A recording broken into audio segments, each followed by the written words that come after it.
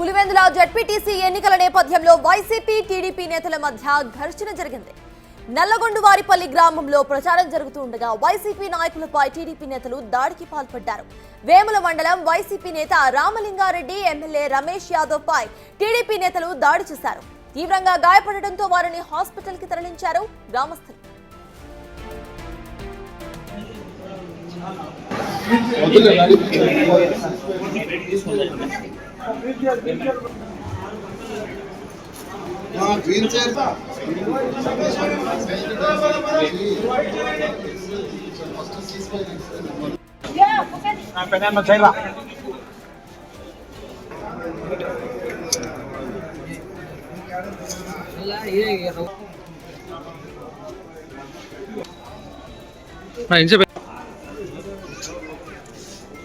Pulivendula ZPTC ఎన్నికల నేపథ్యంలో YCP TDP నేతల మధ్య ఘర్షణ చోటు చేసుకుంది. నల్లగొండవారిపల్లి గ్రామంలో ప్రచారం జరుగుతూ ఉండగా వైసీపీ నాయకులపై టీడీపీ నేతలు దాడికి పాల్పడ్డారు. వేముల మండలం వైసీపీ నేతలు రామలింగారెడ్డి, రమేష్ యాదవ్లపై టీడీపీ నేతలు దాడి చేశారు. తీవ్రంగా గాయపడడంతో వారిని హుటాహుటిన హాస్పిటల్ కి తరలించారు గ్రామస్తులు. ఇదే అంశంపై పూర్తి డీటెయిల్స్ మా ప్రతినిధి శివ అందిస్తారు. శివ, చెప్పండి. ప్రచారం చేసుకుంటూ ఉండగా ఇటు వైసీపీ నేతలపై టీడీపీ నేతలు దాడి చేసినట్టుగా తెలుస్తోంది. అక్కడ అప్డేట్స్ ఏంటి? అసలు దాడికి గల కారణాలు ఏమై ఉండాలి? మాత్రం సంబంధించి కూడా పులివెందుల మండలం నల్లగొండవారిపల్లి గ్రామంలో మాత్రం వర్గాలు కూడా ఒకేసారి ఎదుర్కోవడంతో కూడా భద్రతా దాడి చేసిన పరిస్థితి నెలకొంది. దీనికి సంబంధించి కూడా ఇక్కడ వైఎస్ఆర్ కాంగ్రెస్ పార్టీకి చెందినటువంటి ఎవరైతే ఉన్నారో ఎవరైతే రమేష్ యాదవ్ అన్నట్టు స్థానిక నేత రాముపై కూడా తీవ్రంగా దాడి చేసి తెలుస్తుంది. ఈ దాడిలో వైఎస్ఆర్ కాంగ్రెస్ పార్టీ చెందినటువంటి ఇద్దరు నేతలు కూడా తీవ్రంగా గాయపడి వాళ్ళందరికీ కూడా వెంటనే అవుతున్న పులివెందుల ప్రైవేట్ ఆసుపత్రి తరలించారు. దీనికి సంబంధించి కూడా ఇక్కడ కోర్టు చేసిన అంశంపై గ్రామస్తులు ఇప్పటికే వీళ్ళు వెంబడి ఊరుకుంటూ సమాచారం జరిగింది. దీనికి సంబంధించి కూడా ఈ రెండు వర్గాలు కూడా ఈ గ్రామానికి ఎన్నికల ప్రచారం చేస్తున్నారు. ఒకేసారి రెండు వర్గాలు కూడా ప్రచారం నెలకొన్న నేపథ్యంలో ఎదుర్కొనడంతో ఒకరిపై దాడులు చేపట్టారు. నేతృత్వంలో మాత్రం దాడి తెలుస్తుంది.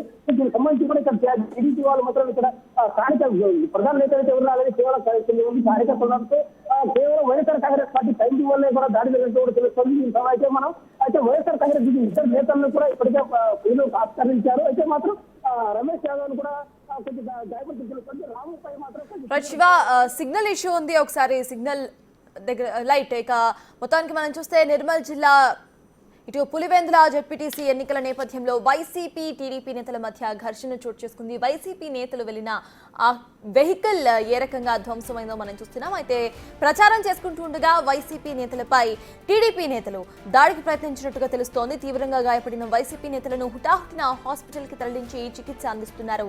దాడిలో వైసీపీ నేతల కార్ పూర్తిగా ధ్వంసం అయిపోయింది. ఆ కార్ విజువల్స్ కూడా మీరు ఇందాక స్క్రీన్ మీద చూశారు. కడప జిల్లాలో టీడీపీ వైసీపీ నేతల మధ్య ఘర్షణ వాతావరణం నెలకొంది. అయితే వైసీపీ అడ్డాగా ఉన్న పులివెందుల జెడ్పీటీసీ ఎన్నికల నేపథ్యంలో ముందు నుండే ఏపీలో హీటెడ్ పాలిటిక్స్ మనం చూస్తూ వస్తున్నాం. అయితే ఇవాళ వైసీపీ టీడీపీ నేతల మధ్య ఘర్షణ చోటు చేసుకోవడం, వైసీపీ నేతలు హాస్పిటల్లో అడ్మిట్ అవ్వడాన్ని ఇటు టీడీపీ నేతలు ఎలా సమర్థిస్తారు, దానికి సంబంధించి టీడీపీ నేతలు ఏం మాట్లాడతారు అని వేచి చూడాలి. ఇక దీనికి సంబంధించిన అప్డేట్స్ మా ప్రతినిధి శివ అందించడానికి సిద్ధంగా ఉన్నారు. Back to you Shiva. Present అక్కడ అప్డేట్స్ అండి. దీనికి సంబంధించి టీడీపీ నేతలకు సంబంధించి ఎవరన్నా అసలు రియాక్ట్ అయ్యారా?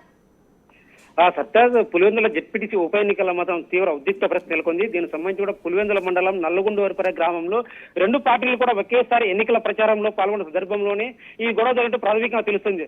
దీనికి సంబంధించి కూడా ఎవరైతే టీడీపీ కార్యకర్తలు ఈ ఒకసారిగా ప్రచారంగా వస్తున్న నేపథ్యంలో ఎదురుగా వైఎస్ఆర్ కాంగ్రెస్ పార్టీ చెందిన నేతలు కూడా అక్కడ ప్రచారం చేస్తున్నారు.